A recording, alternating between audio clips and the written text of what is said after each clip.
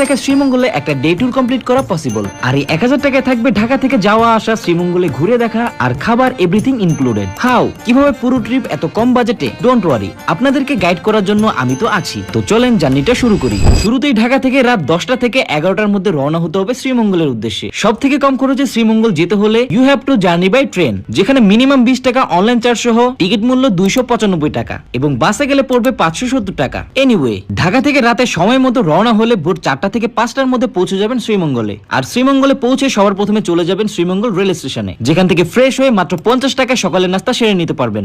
সকালের নাস্তা শেষে বেরিয়ে পড়বেন ঘোরার জন্য, কারণ সকাল 6টা থেকে দুপুর 2টা পর্যন্ত প্রায় 8 ঘন্টার মতো সময় পাবেন শ্রীমঙ্গল ঘুরে দেখার জন্য।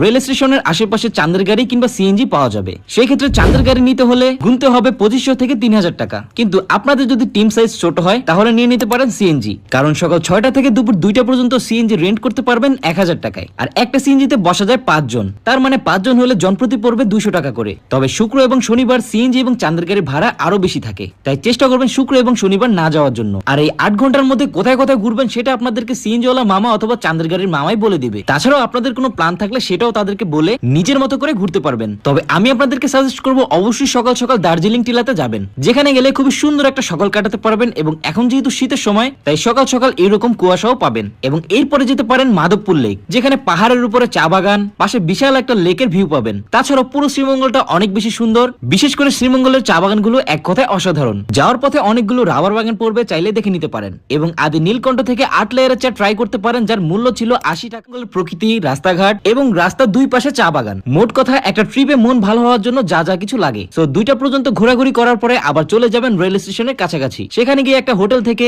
100 থেকে 120 টাকায় দুপুরের খাবার সেরে নেবেন। দুপুর 3টায় চলে যাবেন রেল স্টেশনে। শ্রীমঙ্গল থেকে দুপুর 3টা 30 মিনিটে ঢাকার উদ্দেশ্যে একটা ট্রেন ছেড়ে যায়, চেষ্টা করবেন সেটাতে যাওয়ার জন্য। তাতে করে যা হবে, যাওয়ার পথে চা বাগানের সৌন্দর্য, গ্রামের পরে গ্রাম এবং অসাধারণ কিছু দৃশ্য উপভোগ করতে করতে চলে যেতে পারবেন ঢাকায়। আরেকটা কথা না বললেই নয়, শ্রীমঙ্গলে যাওয়া আসার টিকিট ইনস্ট্যান্ট পাওয়া যাবে না, তাই ঝামেলা থেকে বাঁচতে চাইলে অবশ্যই ট্রিপের 7 দিন আগে যাওয়া এবং আসার টিকিট কেটে নেবেন। ওভারঅল সবকিছু মিলে শ্রীমঙ্গলে অল্প বাজেটে একটা ডে ট্যুর দেওয়া সম্ভব। তো যাদেরকে নিয়ে শ্রীমঙ্গলে একটা ডে ট্যুর দিতে চান, তাদেরকে এই ভিডিওর কমেন্ট সেকশনে মেনশন করে জানিয়ে দিন।